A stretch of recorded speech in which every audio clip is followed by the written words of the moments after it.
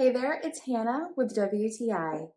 And if you've been looking for a beautiful little wooden tray to display some of your favorite things on, then you are going to love this one from Teniinet.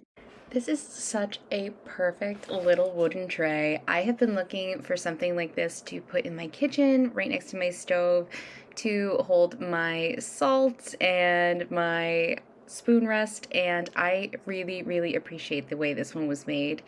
It even comes with these little rubber feet that you can put on the bottom so you don't have to worry about scratching your countertop, and it also keeps it nice and grippy. I really love how this looks. I was able to put my nice little pottery on here and my wooden salt cellar, and it just looks so good.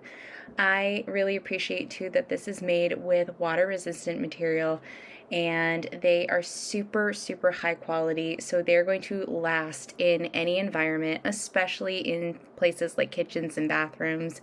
I even tried it out over by my coffee bar with all of my little coffee accessories, and it looked perfect there too.